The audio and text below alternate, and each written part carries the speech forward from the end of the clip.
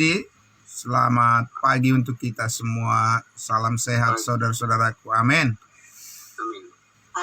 Amin. Puji Tuhan. Baiklah, mari kita tundukkan kembali hati kita.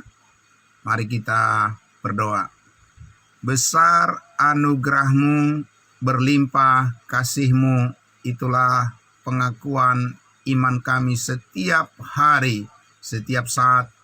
Ya Allah kami, Bapa, Tuhan kami yang penuh kasih setia, di pagi hari ini kembali lagi anak-anak-Mu yang kudus, merendahkan hati di hadapan-Mu ya Tuhan, menyambut segala kebaikan Tuhan yang telah Engkau nyatakan dalam hidup kami. Keselamatan hidup yang kekal adalah merupakan sumber sukacita yang tetap, damai sejahtera yang kuat, mengikat hati kami, dan yang melekat di dalam hidup kami, dan tidak akan bisa dilepaskan lagi di dalam kerinduan kami bersama-sama untuk selalu melayani-Mu dan terus melayani-Mu dengan penuh kesetiaan.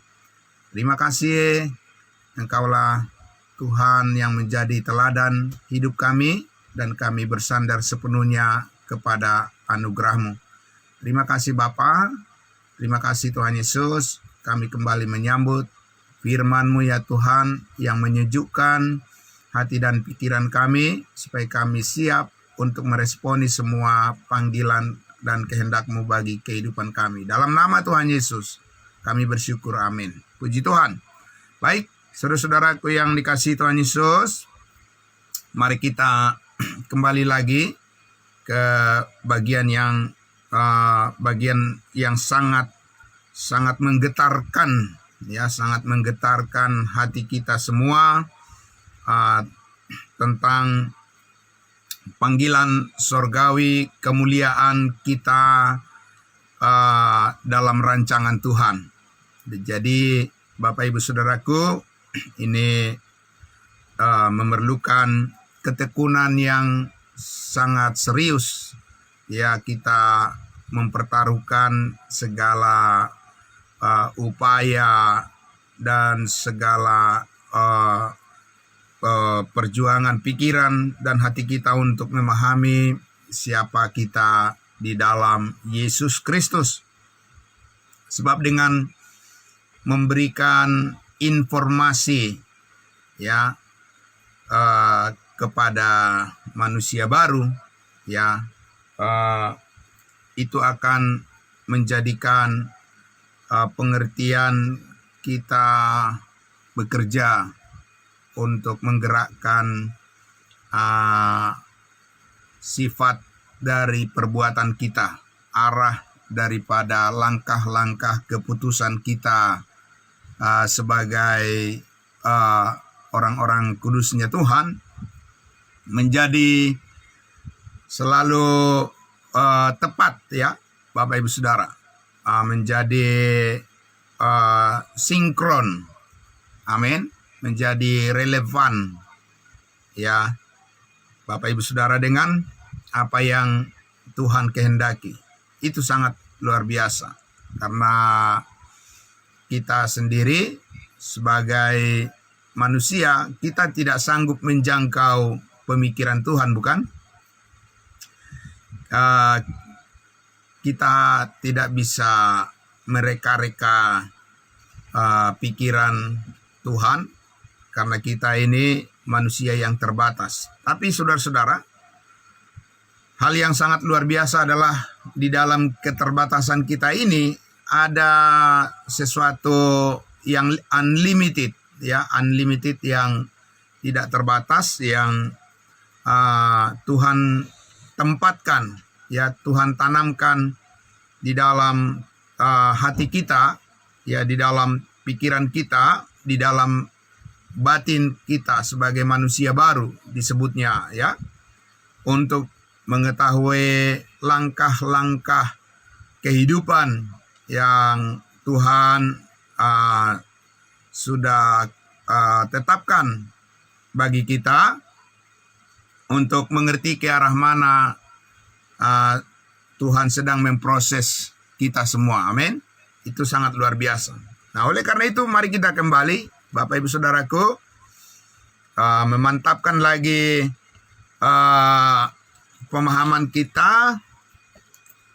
Kita akan membaca kembali Efesus pasal 1.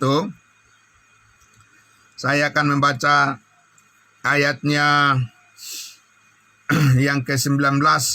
Kita akan coba membaca sampai ayatnya yang ke-23 ya. Efesus pasal 1 ayat 19 sampai ayatnya yang ke-23. Demikian firman Tuhan. Dan betapa hebat kuasanya bagi kita yang percaya sesuai dengan kekuatan kuasanya, bukan sesuai dengan kekuatan kita atau kuasa kita sendiri. Yang dikerjakan oleh Allah di dalam Kristus dengan membangkitkan Yesus dari antara orang mati dan mendudukkan Yesus di sebelah kanannya di sorga. 21. Jauh lebih tinggi dari segala pemerintah dan penguasa dan kekuasaan dan kerajaan dan tiap-tiap nama yang dapat disebut, bukan hanya di dunia ini saja, melainkan juga di dunia yang akan datang. Ya, puji Tuhan. Ayat 22.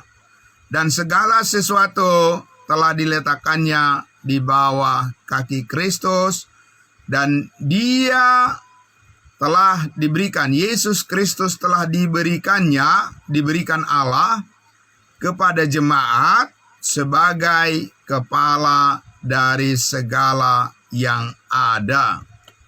23.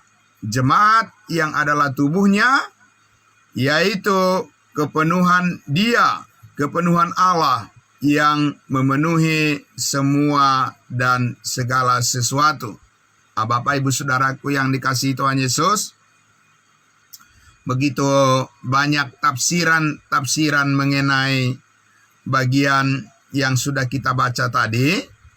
Tapi saudara, kita akan lebih detail, lebih rinci lagi ya ke depan, akan memahami bagian yang sudah kita baca tadi. Bahwa yang pertama, Bapak Ibu Saudara, sebagaimana kita sudah beberapa kali mendengarkan penjelasan tentang posisi kita sebagai posisi kelompok orang yang ditempatkan di atas. Amin, Bapak Ibu Saudara. Jadi bukan di bawah. Kalau orientasi berpikir daripada orang Israel itu di bawah, di bumi. Mereka tidak pernah berpikir bahwa mereka akan mewarisi sorga yang di atas. Tapi orang-orang Israel selalu berpikir dan fokus kepada apa yang di pandangan mata, yang di bumi ini. Nah, Bapak Ibu Saudara, ya bangsa-bangsa lain ikut-ikutan dengan orang Israel.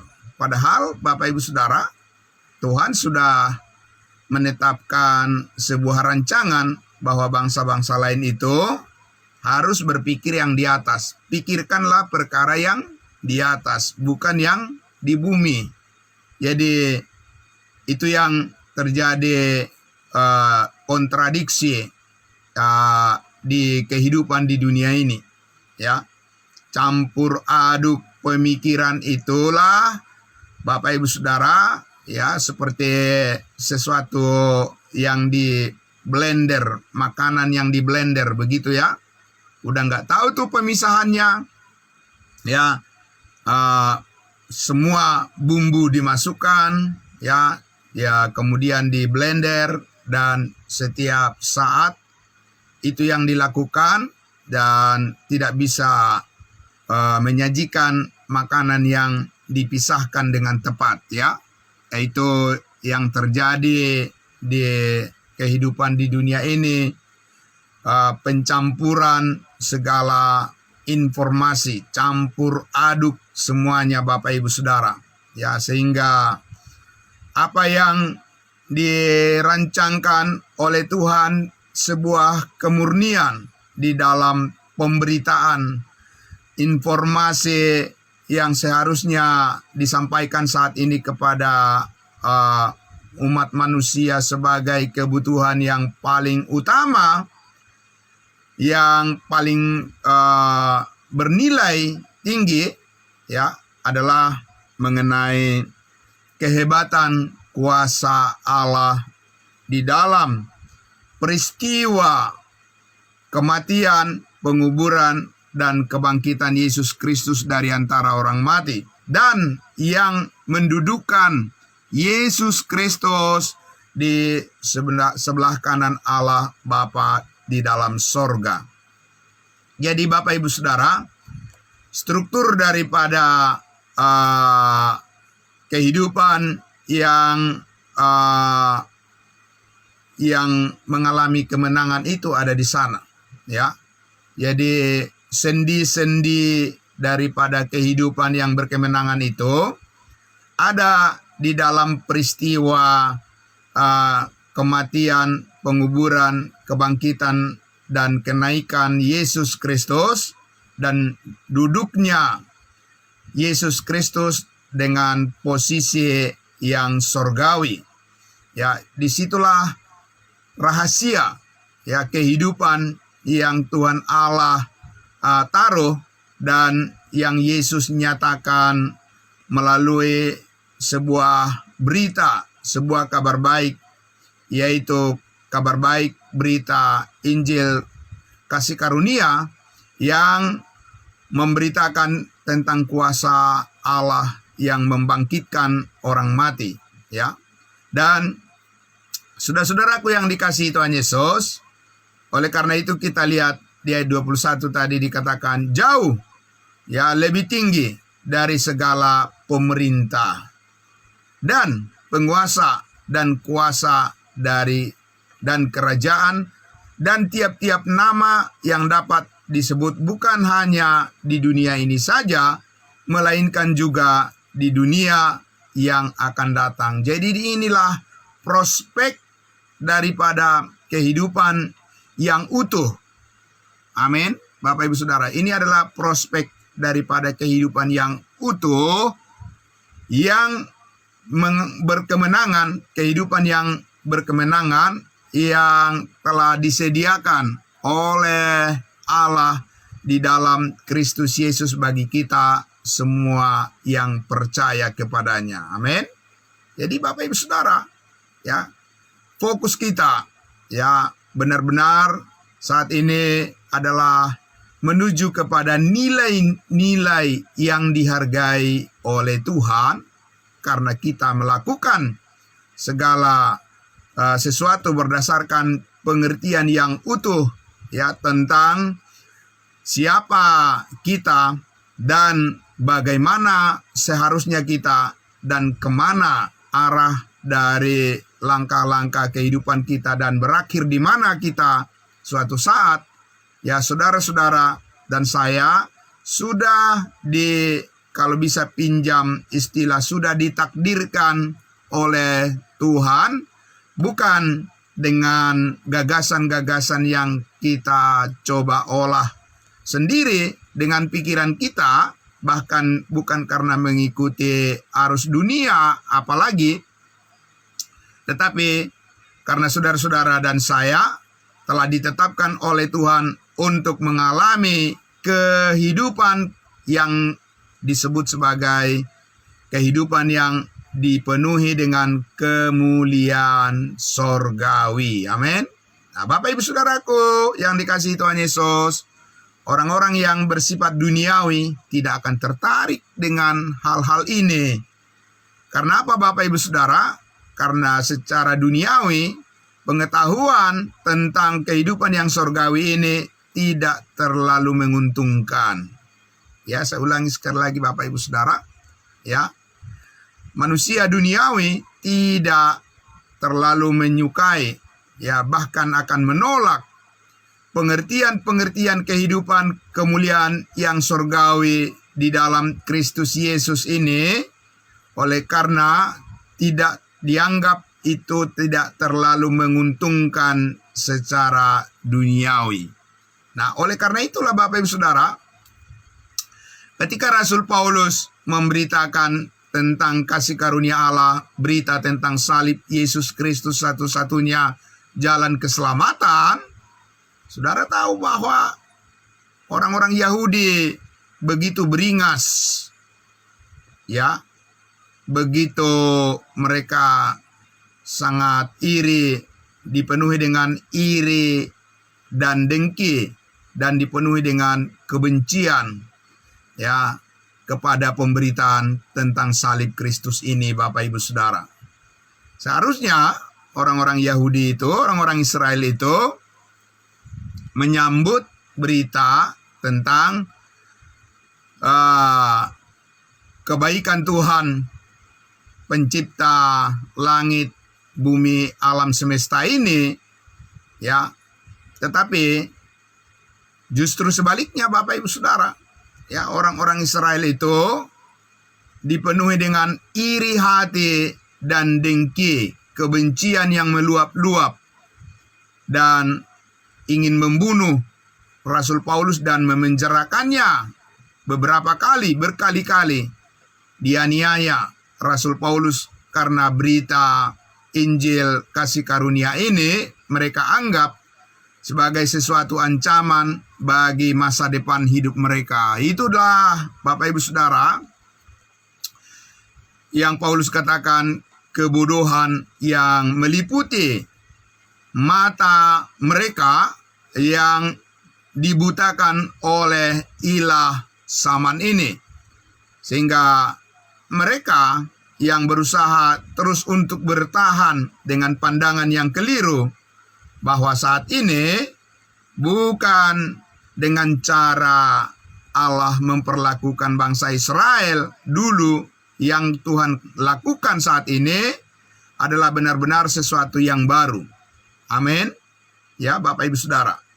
Karena memang saudaraku, ya, kita sudah berapa kali belajar dan memahami, memang pernah Tuhan menginginkan agar kesungguhan melalui ketaatan yang ditunjukkan dengan perbuatan-perbuatan baik itu, pernah memang Tuhan memakai itu sebagai suatu metode untuk menunjukkan siapa yang benar di hadapan Tuhan melalui mujizat-mujizat yang Tuhan lakukan di tengah-tengah umat Israel. Tetapi Bapak Ibu Saudaraku, orang-orang Israel itu kan menolak rencana Tuhan itu bagi mereka untuk disempurnakan oleh Yesus Kristus, bukan?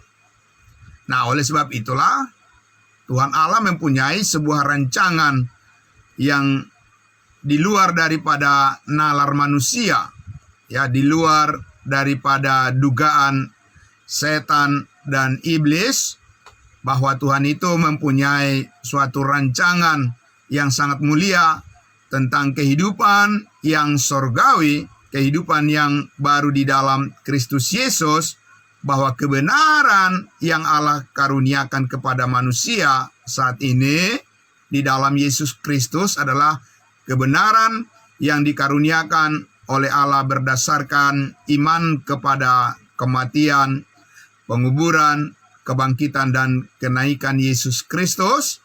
Dan di dalam kebenaran itulah setiap orang dievaluasi, dinilai, ya, dikualifikasi oleh Allah menjadi benar di hadapannya. Dan inilah Bapak Ibu Saudaraku satu batu sandungan yang sangat besar, ya, bagi bangsa Israel, karena mereka tidak menerima bahwa kebenaran Allah saat ini adalah kebenaran yang diterima oleh setiap orang yang percaya hanya melalui iman. Nah, Bapak Ibu Saudaraku, jadi kalau perlawanan orang-orang yang tidak mengenal kasih karunia Allah ini di zaman sekarang ini sama seperti perilaku daripada bangsa Israel. Bapak Ibu Saudara, memang karena dunia sudah digelapkan oleh ilah zaman, ya, oleh penguasa-penguasa di udara, oleh iblis, setan, dan segala roh-roh jahat, itu telah menggelapkan pikiran manusia, ya, di seluruh penjuru bumi ini, Bapak Ibu Saudara, sehingga tidak melihat cahaya kemuliaan Allah yang dinyatakan di dalam pemberitaan tentang salib Kristus Yesus saat ini. Itu yang kita dengarkan kemarin, yang Paulus katakan di dalam 2 Korintus pasal 4.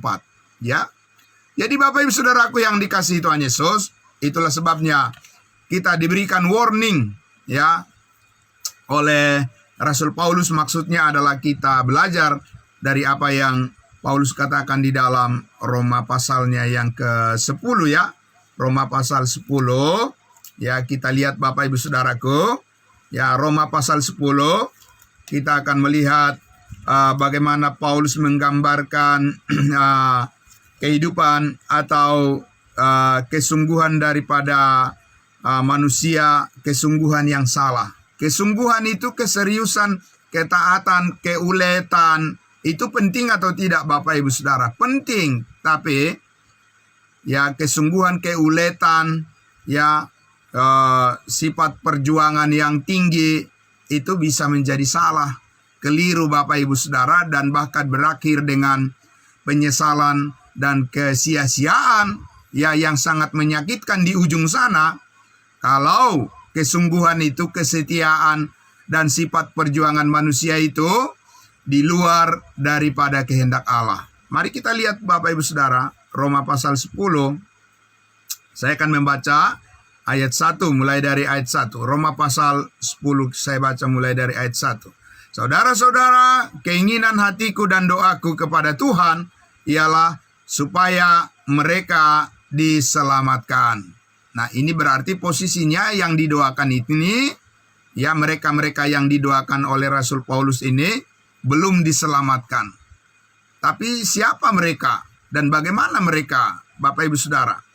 Ayat 2, sebab aku dapat memberi kesaksian tentang mereka, bahwa mereka sungguh-sungguh giat untuk Allah. Sungguh-sungguh giat untuk Allah. Mereka, Bapak Ibu Saudaraku, bukan orang yang tidak beragama. Ya, mereka bukan orang-orang yang tidak religius. Ya, Bapak Ibu Saudara, mereka ini sangat religius. Sungguh-sungguh giat. Bukan hanya giat, tapi sungguh-sungguh sangat luar biasa ketekunan mereka untuk Allah.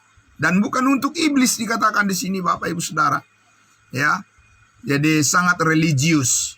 Ya, sangat rohani mereka, Bapak Ibu Saudara, nampaknya. Ya, tapi kalau kita baca secara utuh, ya, dikatakan di situ, sebab aku dapat memberi kesaksian tentang mereka bahwa mereka sungguh-sungguh giat untuk Allah, tetapi tanpa pengertian yang benar. Jong, ya, Bapak Ibu Saudara. Jadi jong, hasilnya jong. Karena apa, Bapak Ibu Saudara? Karena yang Tuhan Allah inginkan saat ini kepada setiap manusia untuk berkenan di hadapannya, bukan dilihat dari kesungguhannya berjuang dan berusaha keras, Bapak Ibu Saudara. Bukan itu yang Allah lihat saat ini. Jadi ini rahasia, Bapak Ibu Saudara. Rahasia kebenaran Allah yang sangat luar biasa, Bapak Ibu Saudara. Ya, kalau manusia berpikir siapa yang sungguh-sungguh, ya, siapa yang bekerja keras, siapa yang lebih otot-ototnya lebih kuat, itulah yang akan lebih berhasil dalam hidup ini, kan, Bapak Ibu Saudara. Secara duniawi itu bisa benar. Ya, secara duniawi, secara perjuangan duniawi itu bisa benar. Sama seperti orang-orang Israel berpikir, bukan? Karena orang-orang Israel itu, Bapak Ibu Saudara, kita lihat bahwa mereka bisa menang melawan musuh-musuhnya, ya, melawan di dalam peperangan yang kita lihat melawan kelompok Hamas di Palestina, ya karena bangsa Israel itu kuat, Bapak Ibu Saudara, secara fisik, secara peralatan yang canggih, mereka bisa mematikan musuh-musuhnya. Ya, itulah sebabnya orang Israel itu dilihat sebagai bangsa yang tangguh, yang sangat luar biasa, bisa membunuh banyak orang, ya, karena mereka tentunya melindungi diri mereka dari para teroris, dari orang-orang yang jahat, ya. Tentu itu adalah suatu hal yang wajar.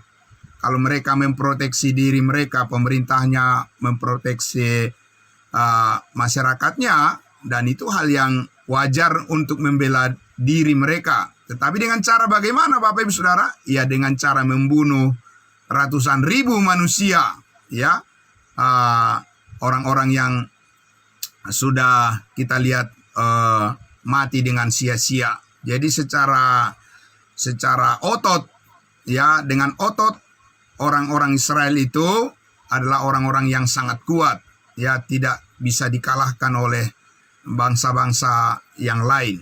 Tapi Bapak Ibu Saudara, kalau berbicara di hadapan Tuhan Allah saat ini, bukan otot yang harus ditampilkan, Bapak Ibu Saudara, tapi kepercayaan di dalam hati manusia, ya, tentang pengertian yang benar. Karena konteks daripada Roma 10 ini, ya, Roma 9, 10, 11, ya, pasal 9, pasal 10, pasal 11 itu adalah berbicara tentang orang-orang Israel, ya, Bapak Ibu Saudara.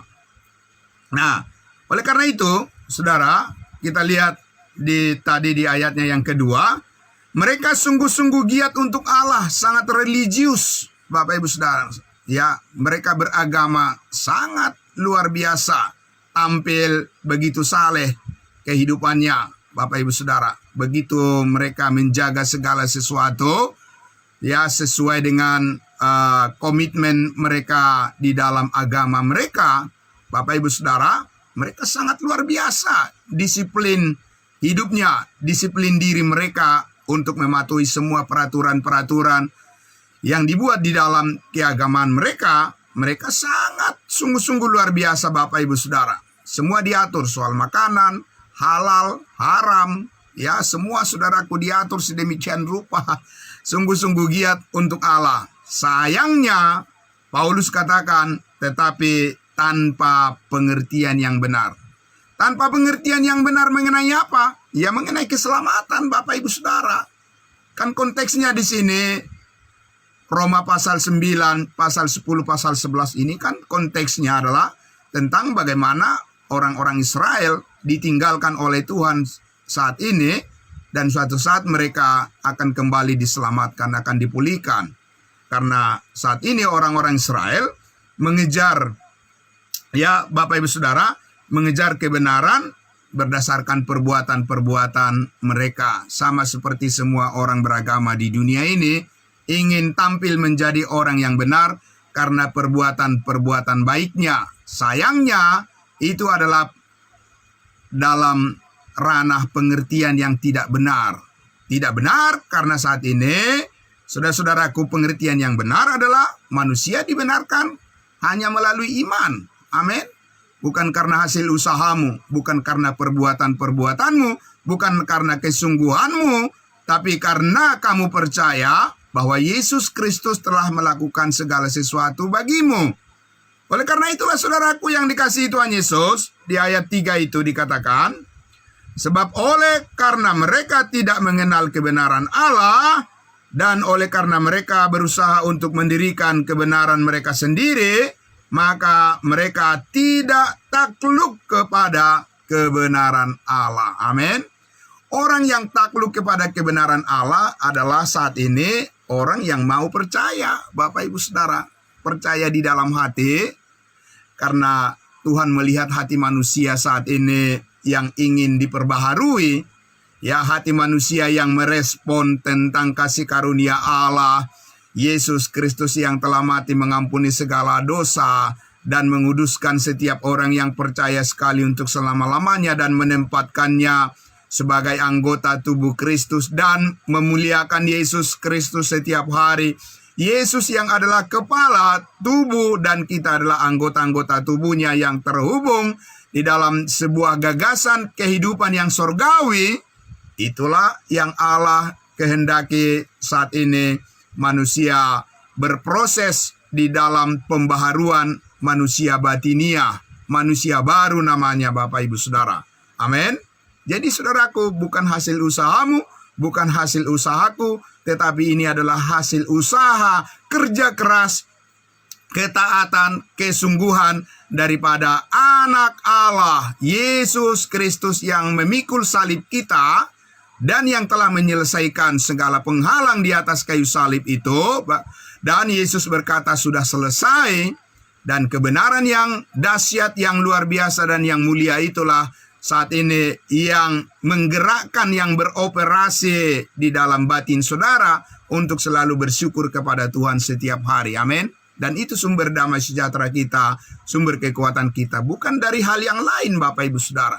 Nah, pengertian inilah yang harus kita dalami terus supaya di dalam batin saudara sampai mendarah daging, katakan begitu istilahnya, sampai mendarah daging, sampai saudara dan saya mempunyai kepekaan yang tinggi, sensitivitas yang tinggi dalam hati dan dalam batin, dalam pikiran saudara tentang apa yang Tuhan kehendaki saat ini dan bagaimana kita harus bersikap, bagaimana kita untuk menjadi setia, lebih sungguh-sungguh setia kepadanya adalah berdasarkan pengertian yang benar. Amin Bapak Ibu Saudara. Jadi tidaklah merupakan suatu kekaguman hanya melihat orang yang setia, sungguh-sungguh taat, dan sangat luar biasa sifat perjuangan yang tinggi, kerja keras.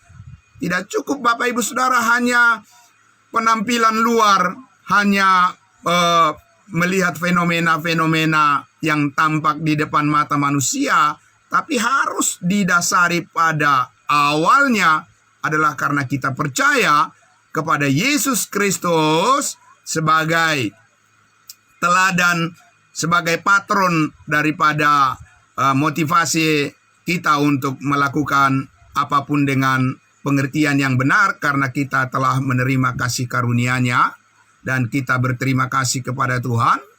Kita dimotivasi oleh setiap pengertian karena rindu ingin bertumbuh di dalam pengenalan yang benar akan Kristus Yesus sebagai kepala tubuh, dan kita adalah anggota-anggota tubuh Kristus yang terhubung, hidup di dalam kekudusannya yang sempurna. Amin. Saudaraku yang dikasihi Tuhan Yesus, itu sangat dahsyat, itu sangat luar biasa, dan itu adalah proses pembentukan Tuhan yang sangat kita hargai. Kita apresiasi Bapak Ibu Saudara, setiap hari kita mempersembahkan tubuh kita sebagai persembahan yang kudus dan yang berkenan kepada Allah. Karena itulah ibadah kita yang sejati. Amin. Mari kita berdoa. Bapa dalam surga, terima kasih Tuhan. Step by step, selangkah demi selangkah, dan terus mengalami progres pertumbuhan pemahaman yang semakin lengkap bagi kami tentang pengenalan kami akan Yesus Kristus sebagai kepala tubuh yang dipermuliakan, duduk di sebelah kanan Allah Bapa di surga, yang terhubung dengan kami sebagai anggota-anggota tubuhmu, anak-anakmu, orang-orang kudusmu, sementara kami di dunia ini masih diberikan kesempatan untuk menyaksikan pengertian-pengertian yang benar yang Tuhan karuniakan bagi kami melalui firman rahasia yang Tuhan singkapkan bagi kami semua orang-orang kudusmu, orang-orang percayamu, merupakan suatu kebanggaan kami di dalam Tuhan.